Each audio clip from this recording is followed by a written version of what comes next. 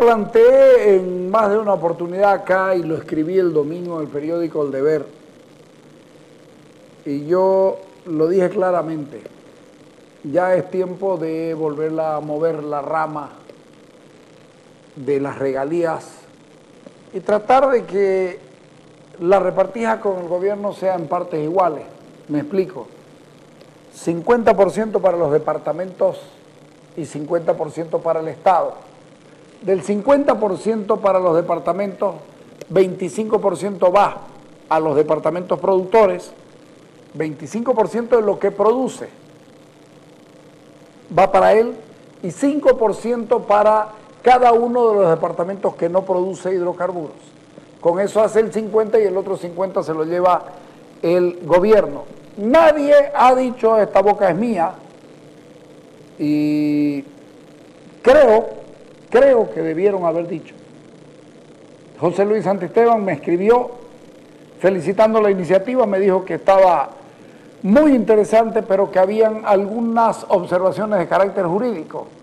Efectivamente, esas observaciones tienen que ver con la parte constitucional y yo exprofesamente no dije nada, pero no sabía o no me había dado cuenta que hay un candadito que se puede abrir por el otro lado. Escúchenlo al doctor Santisteban. Dale.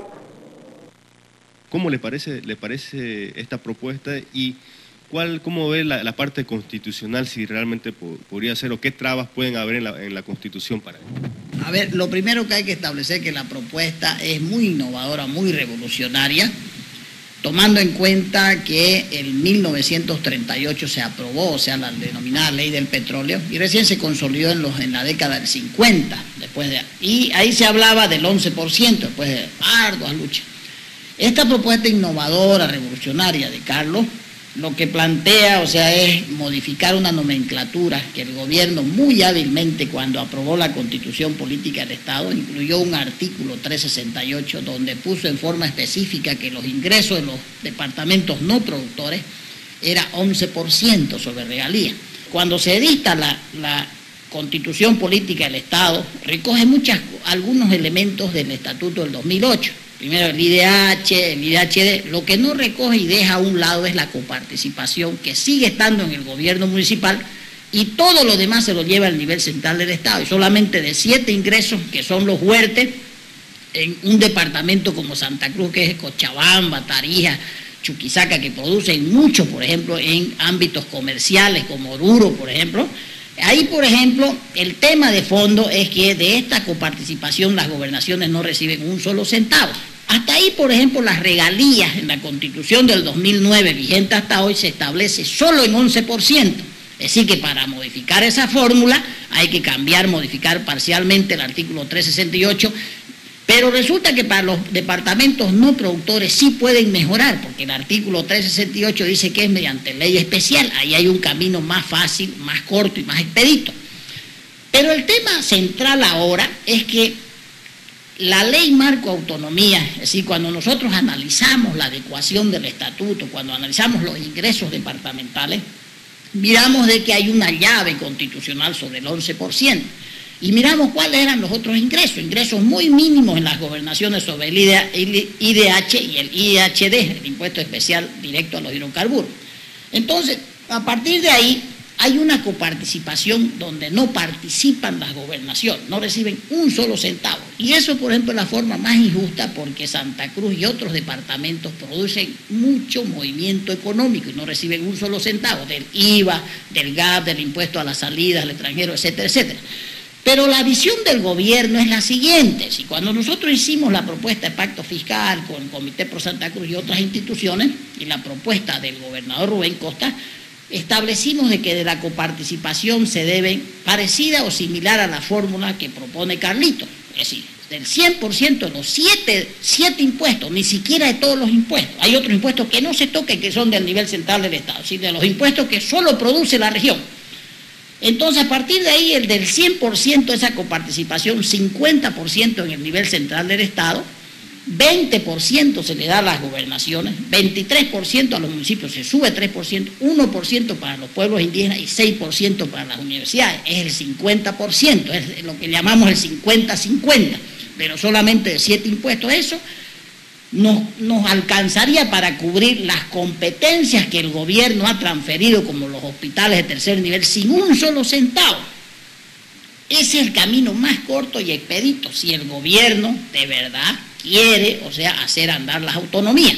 Debería descentralizar los temas. ¿Por qué? ¿Y por qué digo que esto va a ser muy complejo?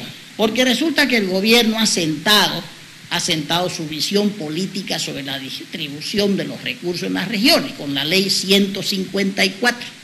Una ley de clasificación de impuestos donde podría permitirle a las gobernaciones y municipios crear otros impuestos y poder ejercer sus competencias. Pero resulta que la ley 154 solamente le da 3 ingresos a las gobernaciones, porque hay un articulito que dice que todo lo demás es el nivel central del Estado.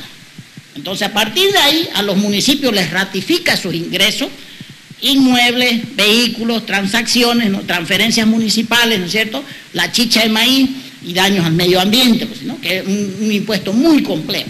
Y a las gobernaciones les dice que las sucesiones, las motonaves, aeronáuticas, ¿no es cierto?, y no hay ningún otro ingreso más adicional que no sea el por regalía. Ese modelo de la ley 154 es el modelo del llamado proceso de cambio, es decir, centralizar, asfixiar, ahogar, estrangular el proceso autonómico vía recursos económicos, porque ni siquiera permite la ley 154 que se creen otros impuestos. Entonces, la propuesta, reitero, es muy revolucionaria, ¿no es cierto? Cambia toda una nomenclatura y un sistema que en determinado momento del año 1930 pelearon, ¿no?, hasta el 1950 se consolidó el 11%, pero resulta que hay un pacto fiscal que más de 2 años de incumplimiento por parte del gobierno, y hace más de 2 años ya de los resultados del censo, y ahí está, por ejemplo, ¿no? Yo diría que más allá, o sea, de luchar por mayores competencias, por modificar parcialmente la Constitución, hay una lucha por los recursos, que ese va a ser, o sea, el punto de inflexión entre lo que el gobierno nacional ya ha establecido mediante leyes, ¿no es cierto?, y las gobernaciones también, principalmente la de Santa Cruz, que es la que lidera la lucha por mayores recursos, porque resulta que el sistema asociativo municipal manejado por el gobierno está contento con la actual distribución. Eso se nota a través de la FAN, por ejemplo, y la AMB. Y resulta que el sistema asociativo, no existe sistema asociativo cohesionado entre las 9 gobernaciones, porque la mayoría las maneja el gobierno, ¿no es cierto? Y ahí solo hay la propuesta de Santa Cruz vigente y lo que el gobierno dice, o sea, sean más imaginativos, o sea, le pide ser mayor imaginación a Santa Cruz, pero resulta que por debajito le está tirando leyes donde no le permiten ser imaginativos.